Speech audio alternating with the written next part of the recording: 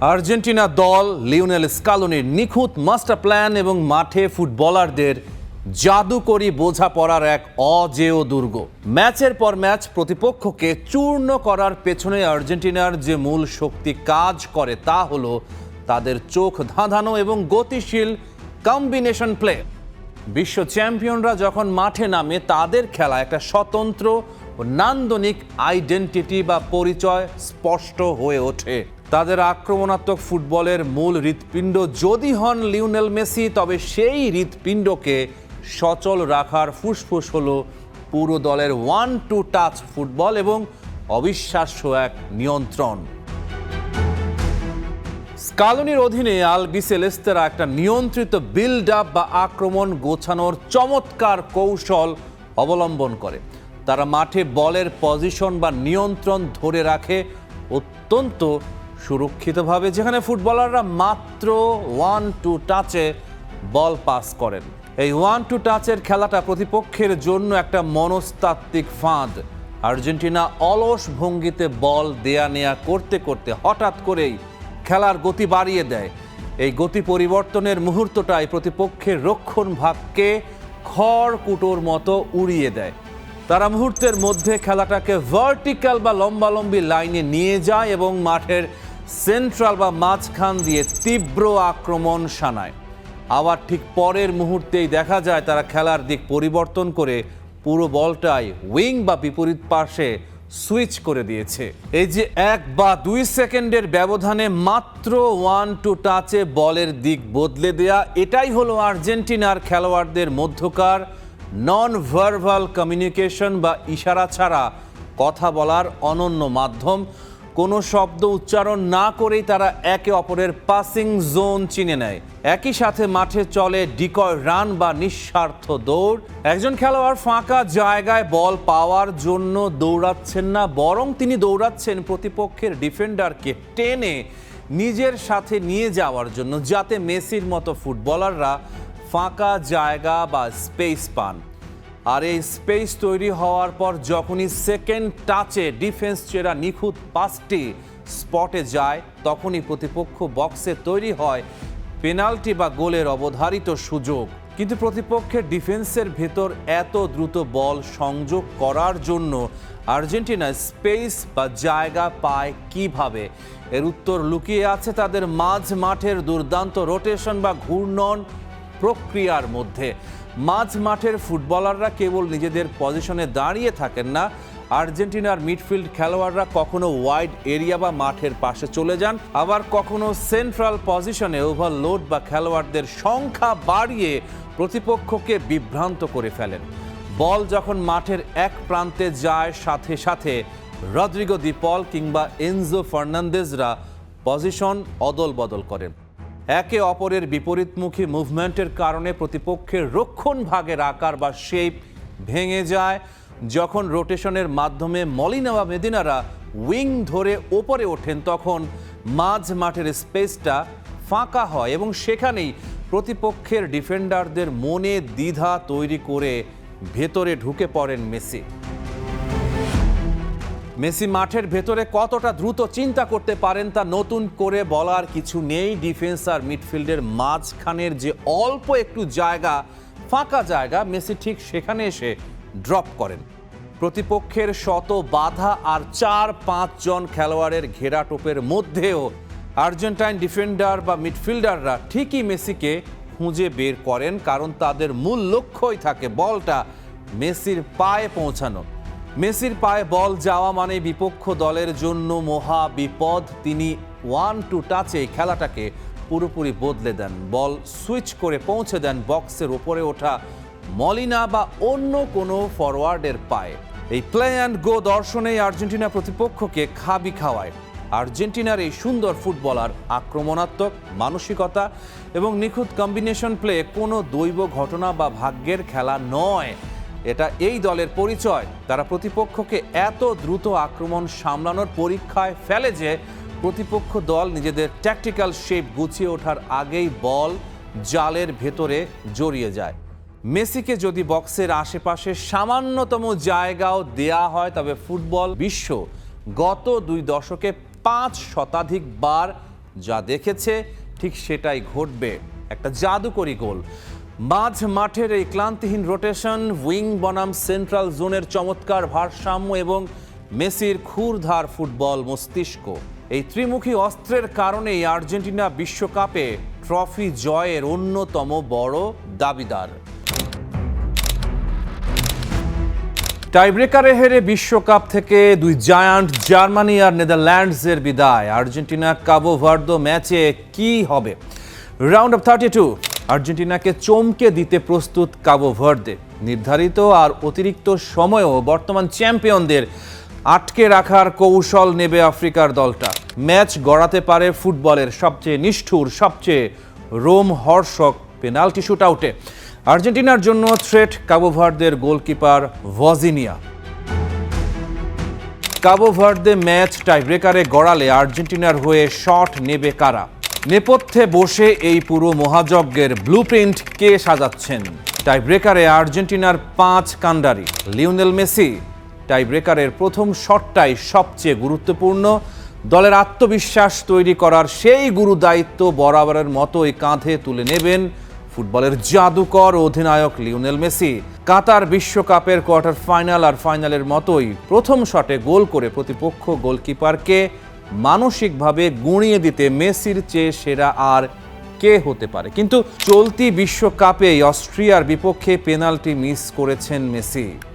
Lautaro Martinez নেদারল্যান্ডসের বিপক্ষে 2022 বিশ্বকাপের সেই ঐতিহাসিক কোয়ার্টার ফাইনালের কথা মনে আছে। শেষ পেনাল্টি শটে গোল করে আর্জেন্টিনাকে সেমিফাইনালে তুলেছিলেন লাউতারো। স্নায়ু ধরে রেখে বুলেট গতির শটে গোল করতে ওস্তাদ তিনি। হুলিয়ান আলভারেস বিশ্বকাপে সেরা ফর্মে নেই, তবে আতলেতিকো মাদ্রিদ স্টার পেনাল্টি নেয়ার ক্ষেত্রে স্কালোনির আরেক ভরসা। চাপের মুখেও যার পা কাঁপে না। লিয়ান্দ্রো পারেদেস মাঝ মাঠের এই লড়াকু সৈনিক পেনাল্টি শুট আউটের অন্যতম সেরা স্পেশালিস্ট। লুসাইল স্টেডিয়ামে ফ্রান্সের বিপক্ষে ফাইনালে কঠিন মুহূর্তে গোল করে তিনি প্রমাণ করেছেন চাপের পারদ যত উপরেই উঠুক না কেন পারেদেসের শট জালের ঠিকানা খুঁজে নেবেই। গনসালো মন্তিয়াল টাইব্রেকারে স্কালোনির আরেক ট্রাম্প কার্ড। কাতার বিশ্বকাপের ফাইনালে সেই জাদুকরী বিশ্বকাপ জয়ী পেনাল্টি স্কোরার, একেবারেই নিখুঁত, শান্ত এবং ডেডলি ব্যাকআপ স্পেশালিস্ট। যদি এদের কেউ মাঠে না থাকেন তবে আলেক্সিস ম্যাকালিস্টার কিংবা এনজো ফার্নান্দেজের মতো টেকনিক্যালি নিখুঁত মিডফিল্ডাররা পেনাল্টি স্পটে দাঁড়াতে প্রস্তুত আছেন। লো সেলসো আর নিকো পাজের মতো সেট পিস স্পেশালিস্টও। আর গোল পোস্টের নিচে সেখানে তো আছেন ইতিহাস গড়া পেনাল্টি সেভার এমিলিয়ানো দিবু মার্তিনেজ, যিনি টানা 4 বার টাই ব্রেকার জিতে আর্জেন্টিনাকে বানিয়েছেন অপরাজেয়। আর্জেন্টিনার জন্য থ্রেট কাবো ভার্দের গোলকিপার ভজিনিয়া। চলতি বিশ্বকাপে কাবো ভার্দে যে বারবার চমক দেখিয়েছে তার পেছনে ভজিনিয়ার অতি মানবীয় কিছু সেভ রয়েছে। তার সবচেয়ে বড় শক্তি হলো তার শারীরিক উচ্চতা ও রিফ্লেক্স। পেনাল্টি স্পট থেকে শট নেওয়ার শেষ মুহূর্ত পর্যন্ত তিনি নিজের পজিশন ধরে রাখেন এবং উইং স্প্যান ব্যবহার করে ডাইভে বলের নাগাল পেয়ে যান। আর্জেন্টিনার এমিলিয়ানো দিবু মার্তিনেসের মাইন্ড গেম দেখে অভ্যস্ত ফুটবল দুনিয়া, কিন্তু ভজিনিয়াও পেনাল্টি শুটআউটে কম যান না। স্ট্রাইকার শট নেয়ার আগে লাইনে দাঁড়িয়ে তার মুভমেন্ট রিড করা, চোখের দিকে তাকিয়ে চাপ তৈরি করা এবং নিজের বিশাল শরীর দিয়ে গোলপোস্ট ছোট করে ফেলার মনস্তাত্ত্বিক খেলায় ওস্তাদ ভজিনিয়া। এখানেই আর্জেন্টিনার ট্যাকটিক্যাল অ্যানালিস্ট মাতিয়াস মানার ভূমিকা হবে সবচেয়ে গুরুত্বপূর্ণ। ভজিনিয়া পেনাল্টি শটের সময় সাধারণত কোন দিকে ডাইভ দিতে পছন্দ করেন, তার ক্যারিয়ারের পেনাল্টি সেভের ডেটা এবং দুর্বলতাগুলো মেসি আলভারেজদের ল্যাপটপের স্ক্রিনে নিখুঁতভাবে বুঝিয়ে দেয়াই হবে মানার প্রধান কাজ। নেপথ্যের জাদুকর কে এই মাতিয়াস মানা? আর্জেন্টিনা যখন মাঠে একের পর এক ট্রফি জিতছে, মেসি যখন হাসছেন জয়ের হাসিতে, তখন ডাগ আউটের আড়ালে বসে ল্যাপটপের স্ক্রিনে প্রতিপক্ষের প্রতিটা মুভমেন্ট চূর্ণ বিচূর্ণ করছেন এক মাস্টারমাইন্ড। তিনি মাতিয়াস মানা, আর্জেন্টিনা জাতীয় দলের ট্যাকটিক্যাল অ্যানালিস্ট এবং অ্যাসিস্ট্যান্ট কোচ। স্কালোনি ব্র্যান্ডের ফুটবলের আসল হিডেন ব্রেন বা গোপন মস্তিষ্ক। ফুটবলারদের ঘন্টার পর ঘন্টা বোরিং ভিডিও অ্যানালাইসিস দেখানো পছন্দ করতেন না মানা, তাই তিনি নিজেই তৈরি করলেন এক অভিনব সফটওয়্যার স্যান্ড বল। এটা এমন এক ভিডিও গেম ইন্টারফেস যেখানে লিওনেল মেসি বা দি পলের মতো তারকারা কিবোর্ড বা কন্ট্রোলার হাতে নিয়ে নিজেরাই স্ক্রিনে স্পেস এবং পজিশনিং প্র্যাকটিস করতে পারেন। ভিডিও অ্যানালাইসিসকে প্লে স্টেশনের মতো সহজ ও আনন্দদায়ক করে তুলেছেন তিনি। মাতিয়াস মানাই প্রথম স্কালোনিকে থিওরি দিয়ে বুঝিয়েছিলেন মেসিকে সেরা ফর্মে পেতে হলে তার চারপাশে এমন মিডফিল্ডার লাগবে যারা প্রতিপক্ষের প্রেসিং ভেঙে বল ধরে রাখতে পারে। এনজো ম্যাকঅ্যালিস্টার আর ডিপলের মিডফিল্ড কম্বিনেশন মানারি মস্তিষ্ক প্রসূত। ইউরোপের যান্ত্রিক রোবোটিক ফুটবল দর্শনের ঘোর বিরোধী মাতিয়াস মানা। তিনি বিশ্বাস করেন আর্জেন্টিনার ফুটবলের আসল শক্তি লুকিয়ে আছে স্ট্রিট স্মার্ট ইন্টেলিজেন্স বা রাস্তার ফুটবলের চতুরতায়। ফুটবলে ক্ষণিকের জন্য থমকে গিয়ে পাস দেওয়ার যে ঐতিহ্য, সেটাকে আধুনিক ডেটার সাথে মিশিয়ে আর্জেন্টিনা দলকে এক অপ্রতিরোধ্য রূপ দিয়েছেন তিনি। এপাশে বিশ্ব চ্যাম্পিয়ন আর্জেন্টিনা। লিওনেল মেসির নেতৃত্বে ফুটবলের সবচেয়ে পরিশীলিত আক্রমণাত্মক মেশিন। ওপাশে আটলান্টিকের বুকে ছোট্ট একটা দ্বীপ রাষ্ট্র যারা প্রথমবার বিশ্বকাপে এসেই প্রমাণ করেছে রক্ষণ যদি ঠিকঠাক সংগঠিত হয় তাহলে সেটাও একটা অস্ত্র হতে পারে। আর্জেন্টিনার সচল নানা স্তরে সাজানো আক্রমণ বিপরীতে কাবো ভার্দের শক্ত সুশৃঙ্খল রক্ষণ, যারা নিজেদের ঘরের সামনে দেয়াল তুলে দাঁড়িয়ে থাকে। আর্জেন্টিনা বল নিয়ে অনেক দিক থেকে অনেক জনের সমন্বয়ে আক্রমণ করে এক একজন এক এক জায়গা থেকে সাহায্য করে। আর কাবো ভার্দে উল্টো কৌশলে খেলে সবাই মিলে বক্সের সামনে ঘন হয়ে দাঁড়িয়ে জায়গা বন্ধ করে দেয় যাতে প্রতিপক্ষ সহজে ঢুকতে না পারে। কাগজে কলমে ব্যবধান বিশাল, কিন্তু মাঠের ট্যাকটিক্স কেমন হবে? Messi deep playmaker. আর্জেন্টিনার 4-3-3 বা 4-3-1-2 কাঠামোয় লিওনেল মেসি ডান হাফ স্পেস থেকে ভেতরের দিকে ড্রিফট করেন প্রায় একজন ডিপ লাইং প্লেমেকারের ভূমিকায়। ভিড়ে ঠাসা জায়গায় ড্রিবল করে ঢোকার বদলে তিনি ওয়াল পাস ব্যবহার করে সেন্ট্রাল চ্যানেল খুলে দেন। 1-2 টাচে বল ঠেলে দিয়ে নিজেই আবার দৌড়ে জায়গা করে নেন। এটাই মেসির কৌশল। গতি কমিয়ে খেলার টেম্পো নিয়ন্ত্রণ করা, তারপর হঠাৎ এক ঝলকে খেলার চেহারা বদলে দেয়া। গ্রুপ পর্বে 6টা গোল করে মেসি প্রমাণ করেছেন তিনি নিজের এক্সপেক্টেড গোলকেও ছাপিয়ে যেতে পারেন। কম সম্ভাবনার অ্যাঙ্গেল থেকেও ফিনিশিং, এটাই তাকে বাকিদের থেকে আলাদা করে রাখে। কাবো ভার্দের বিপক্ষে এই গুণটাই সবচেয়ে বড় হুমকি হয়ে দাঁড়াতে পারে, কারণ প্যাকড ডিফেন্সের বিপক্ষে ওপেন প্লে চান্স বিরল, আর সেই বিরল সুযোগটাকে গোলে পরিণত করার ক্ষমতা লিও মেসির আছে। Full back overlap. মাঝ মাঠ যখন ব্লকে আটকে যায় তখন নাহুয়েল মলিনা আর নিকোলাস তালিয়াফিকো উঁচুতে উঠে পিচকে প্রশস্ত করতে পারেন। এই ওয়াইড ওভারল্যাপ কাবো ভার্দের রিজিড শেপকে টেনে বের করে আনার কৌশল। উইং ব্যাকরা যখন প্রশস্ততা তৈরি করে তখন প্রতিপক্ষের মিডফিল্ডারদের বাধ্য হয়ে নিজেদের কম্প্যাক্ট ব্লক ভাঙতে হয়।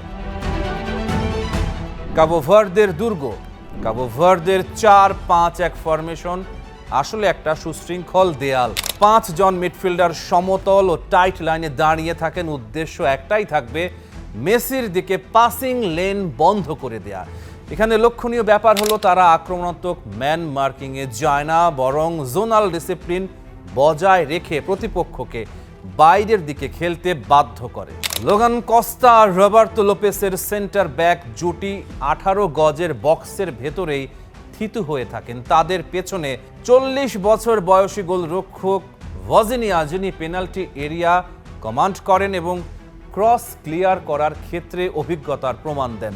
মাত্র 40%-এরও কম বল দখল নিয়ে সারভাইভ করা এই দলটা সরাসরি ট্রানজিশনে ভরসা রাখে। স্কালোনির কৌশল।